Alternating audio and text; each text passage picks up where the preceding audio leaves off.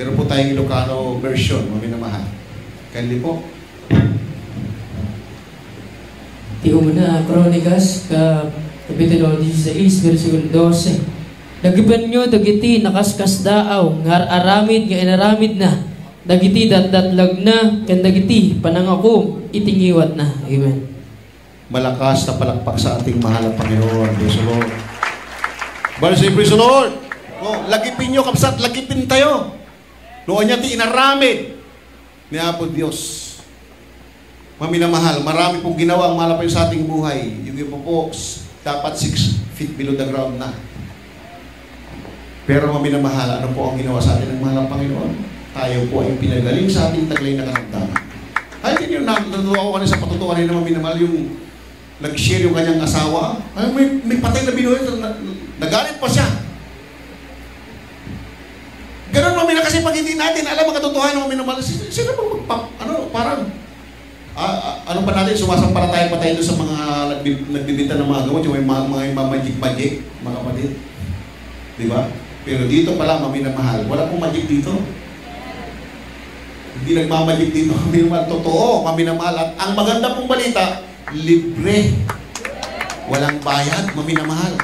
Amen? Praise the Lord. Purihin pong ating pinakamamahal ng Panginoon. Kaya maminamahal, praise God, muli ko pong babasahin. Nung sabi nga po dito, lagipin nyo, dagiti, nakaskas daaw, abanbanag nga, inaramid na, dagiti, milagro, kintagiti, pilin ang nagtaon iti, ngiwat na. Purihin pong ating mahal ng Panginoon. Sino pong gumawa ng himala? Ang Diyos po natin ay Diyos po ng himala.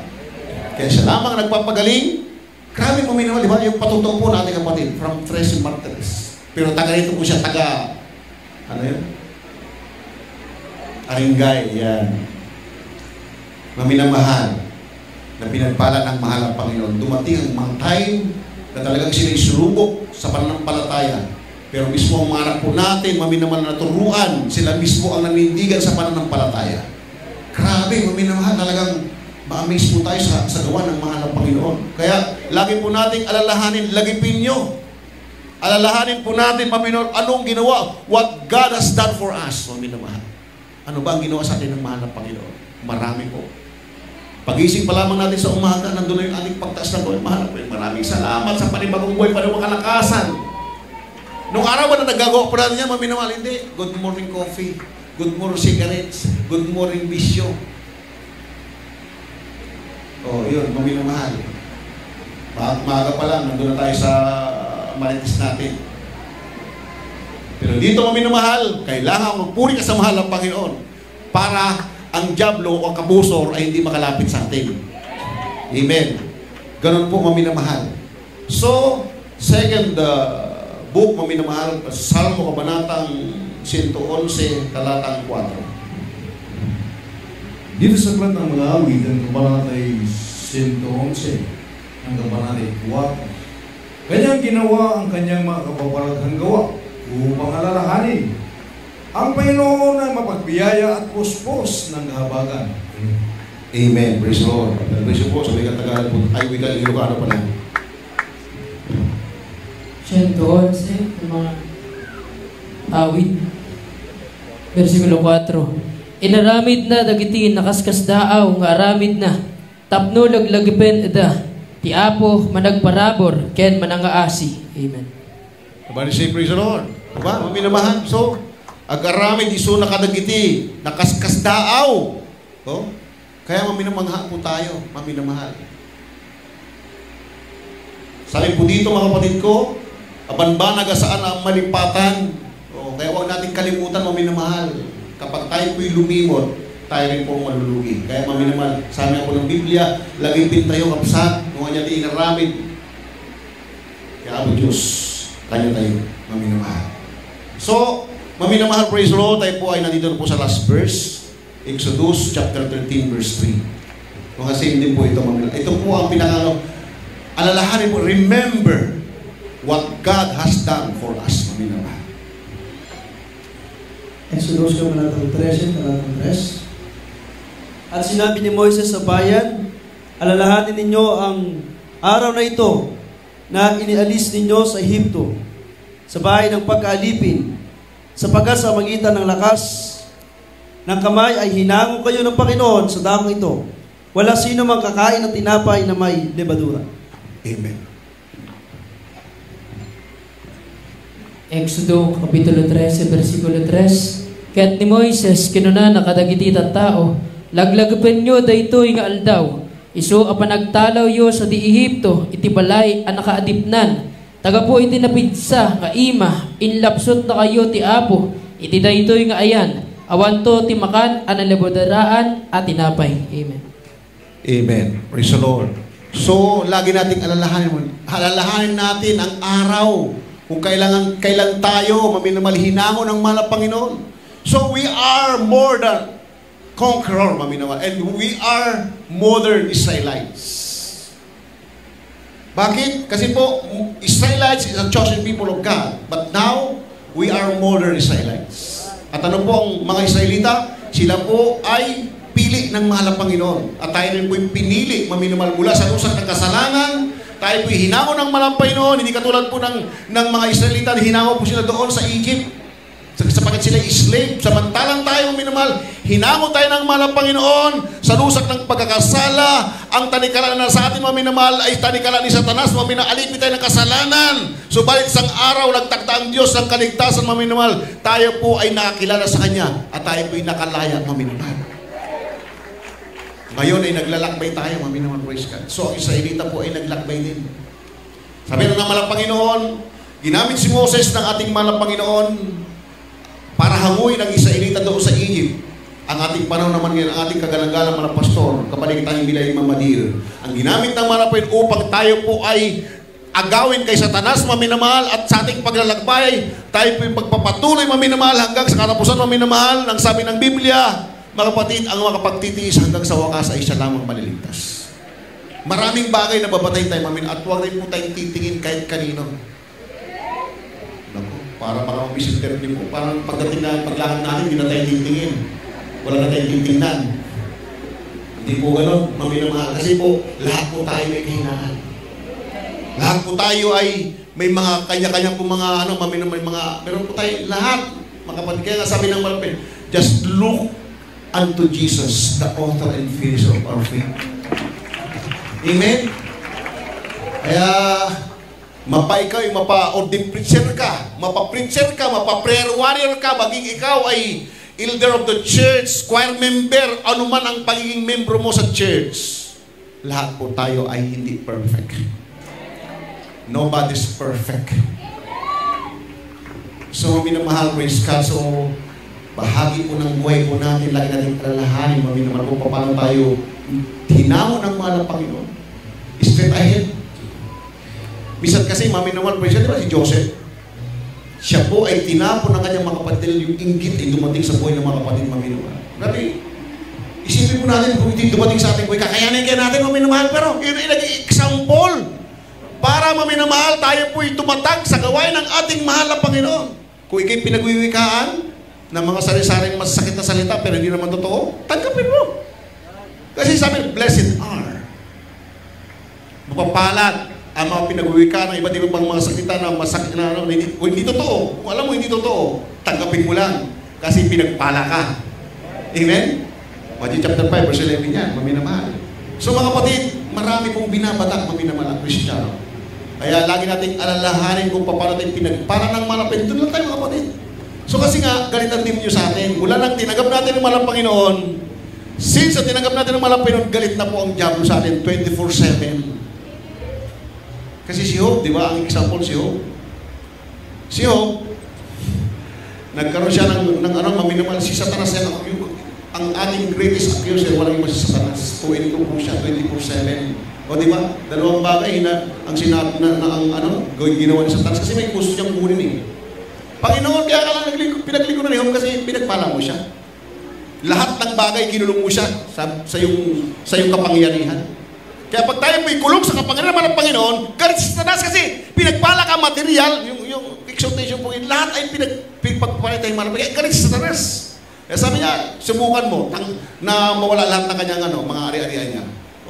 Alam natira sa kanya? Ang kanyang mga anak, kanyang lahat ng ari-arian, nawala. Ang natira yung kanyang taga-usig na asawa.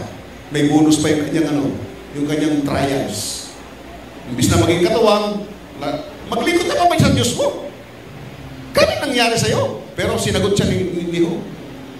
Magpasalamat ka lang ba kapag ikaw ay pinagpapala at kapag may pagsubok na, hindi ka makapagpasalamat. Diyos ang naglagay, Diyos ang magalis, purihin ang pangalan ng Panginoon. Ganun po. Si Joseph maminamahal. Sino pong mag-aakala maminamahal po? Yung mga kapatid mismo. So, sabi ng Biblia, sa last days, in the last days, Philistine shall come. Sabi ng malapay noon, nung siya yung kausap ng mga apostolis doon sa bundok ng Olivo, Panginoon, ano ang magiging tanda na yung pagbabalik? Ang katapusan, ang sanlibutan nito, dalawa. Pero unang sinabi ng malapay, mag-ingat kayo na kayo huwag may ligaw inuman. Maraming bulang propeta darating, maaaral at sabihin sila ng Kristo. Magkakaroon rumors of wars, pestilence, earthquakes. Betrayed one another. Hated one another.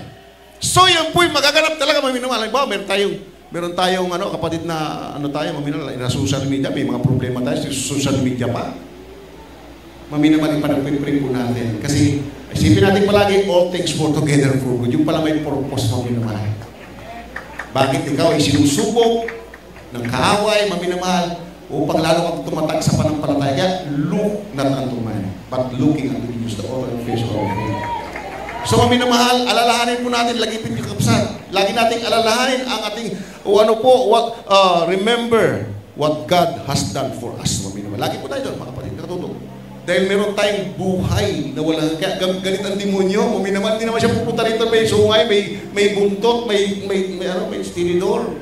Kaya, maminamahal, siya po ay nagagalit. Kasi tayo nga na tao, siya galing sa langit, sinimula ka na iwan kay Adan. Hanggang doon kay Moses, maminaw yung mga patupasala, yung mga rebelde. Nandun po yung masamang espiritu po yan. Yung mga espiritu na yun na masama, yun ay hindi po namatay. Yun po yung lumalaganap ngayon sa church, maminamal, hinahanap niya yung masisila niya, maminamal. Kaya, be sober, be vigilant, because our adversary, the devil, as a roaring lion, walketh about seeking whom he may devour. Maminamahal. Kaya, magbantay po tayo, mga kapatid. Pag may sa atin ang masakit na sa tanggapin natin, maminamahal. Sabi ng Bible kung hindi totoo yung sinasabi nyo, tanggap lang, maminamahal. Praise the Lord! Lalo na ngayon, ginagamit ng demonyo yung social media, mga kapatid. Kaya, maminamahal, lagi natin isipin, tayo yung tagapagmana ng buhay. In my Father's house are many mansions. May mansion pala tayo, maminamahal, grabe. Dito pa lang sa lupa, may mansion na po tayo. Saan ba tayo? Pero iiwan po natin ang talagang mansion po natin sa langit na. Amen? Praise the Lord. Kaya iiwan po natin ang lahat ng bagay dito, maminamahal. Kaya po may mga ano po kayo, pero may malaking pera sa bangko. Ipagpagawa nyo na po dito para meron tayo. Ipairko nyo pa ito. Maminamahal, para. Sarap na po dito pa lang sa lupa, pagpalay tayo man ng Panginoon. Kapag nagbigay ka sa gawain ng malapit, lalo kung pagpalay kasi, yun po ay malapit na magbibigay sa'yo ng siksik-ligligan ng mga amaw na magpapala. Amen? Puring po ating malampay na tayo mawit po sa ating naging Diyos. Habang inanyan po natin ang mga bisita ng Panginoon. Panginoon po, habang po pinagpalatay ng malampay noon, marami pong tumanggap sa ating nagilang Diyos, maminamahal. Praise God, hallelujah. What a faithful God.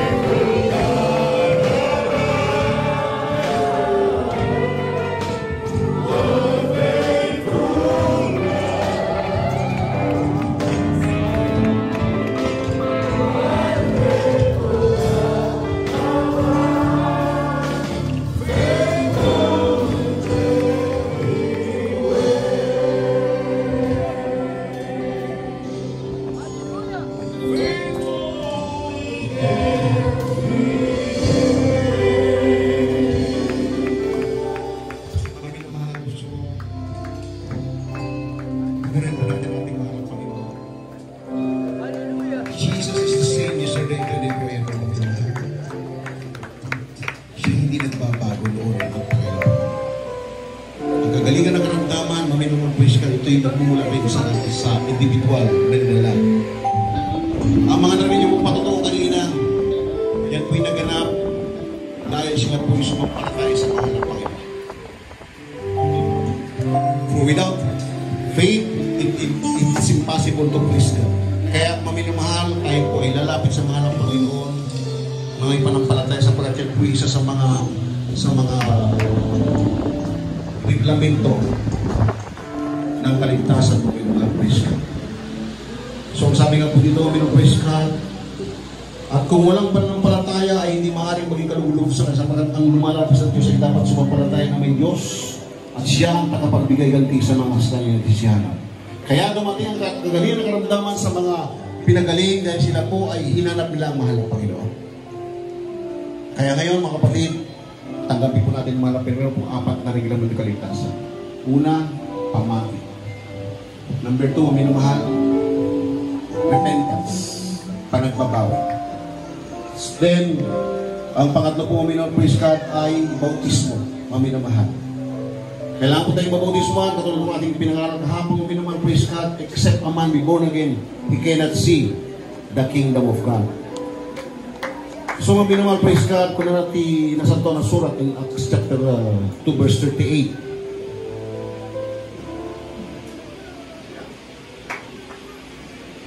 Para malaman yung mga minamahal, praise God, Acts 2:38. Kit kinunan ni Pedro kadakwada, agbabawa kin agpabautisan kayo, tunggal may sa kada kayo itinaga ni Hesus Kristo, para iti panakapakawan dagiti basbason nyo. Kit awatin yung to, ti sagot iti nasantuan nga Espiritu. So apat maminamahal, yung una po ay ginawa nyo na, maminamahal praise God, yung paglapit po sa unahan yan po ay simbolo ng inyong panampalataya. Then, kailangan po natin maminatanggapin ang malapirang sapagat tayo po'y makasalanan. Romans chapter 3, verse 10, awan itialintig, uray maysa. Lahat po ay makasalanan, maminamahal. So, mga kapatid, kaya ang ating paglapit sa mahal ng Panginoon, kalaki pang ating pong pagsusumamo, tayo po ay humingi ng kapatawaran, maminamahal. At pagkatapos po nito, kahit at sa service, tayo po'y magpabautismo, ating po sa ating binasa, maminamahal, praise the Lord. Agbabawag in agpabautisan kayo, tunggal may sa kadagay itinagan ni Hesus Kristo. So maminamasakol, di may sa katao nga agpabautisan, itinagan ni Hesus Kristo. Para tayo mapatawad sa ating makasalanan, maminamahal, sabi nyo, iti panakapakawan, dagiti basbason nyo, kit awatin yung tuti, sagot, iti nasantuan na Espiritu. Yun po yung pang-apat, maminamahal. Yun po yung ang Diyos na po magbigay. Sapagkat maminamahal, kailangan po nating maminamahal, katulad ating pinarang kahapon mga kapatid, death means separation. Na-separate po ang tao dahil sa kasalanan. Kaya ang malap Panginoon ay nagutos, maminamahal, go ye into all the world and preach the gospel to every creature. At sabi ng Mark chapter 16, maminamahal, ang sumasampalataya at mabautismuhan ay maligtas, datapot ang hindi sumasampalataya ay parusahan. Maminamahal po iska. So, dito po ay sinasabi ng Biblia, mga praise God, sa wikang Ilocano, iti mamati kit mabautisaran, kit maisalakan to, iti saan mamati kit madusan to. So maminamahal, ano po pinin po natin? Tayo po ay maligtas o tayo po ay mapahamak, maminamahal. So ngayon mga kapatid, tanggapin po natin ang mahal ng Panginoon, itaas natin ang mga kamay po natin, maminamahal, sumunod tayo sa panalangin, sabihin po natin, mahal ang Panginoong Sus, ako po, ay isang tao makasalanan. Mahal ng Panginoon, tinatanggap kita ngayon bilang sarili mong tagapagligtas, Diyos at Hari ng aming buhay. Pumasok ko sa aking puso na marami sa kasalanan at linisin po ko ng banal mong dugo na umagos sa krus ng Kalbaryo nang dahil sa akin. Pagpalay mo po ako sa punaki mo sa buhay. Sa pangalan ni Jesus, na aking tinanggap. Amen. Amen. Kami lang po malangin po pumarap ng Jesus. Maraming salamat po sa mga kaluluwag ng bagap sa mga paano sa hapong ito. Na po ito hindi unang tuli. Bago ito po yung magsimulain na dalang mainit at porobulog na paglibod sa ipapalan po sila. Sa puna ka naman para sa buhay at isulat yung mga pangalan sa tanang buhay. Sa pangalan ni Jesus, po sa dalangin namin in the mighty name of the Jesus in our praise God. Hallelujah. Kami na mahal, Juan 1:12, sabi ng Biblia, ang lahat ng sakay nagsitanggap ay pinagkalap niya pinigan ng karapatan, maging mga anak ng Diyos sa mga katuwid bagay ang sumasampalataya sa kanyang pangalan. Sabi po dito mga kapatid, ngayon kalagiti ado nga imawat kinpuana, kinmamati itinagan na, inikan na, adagito'y itikalintigan na, at balin nga anak iti Diyos. Anak ng Diyos. Tayo po maging anak ng malapangin maminaw praise God. So mga kapatid, tayo po ipinag tumawag, maminamahal sa ating mga kapatid.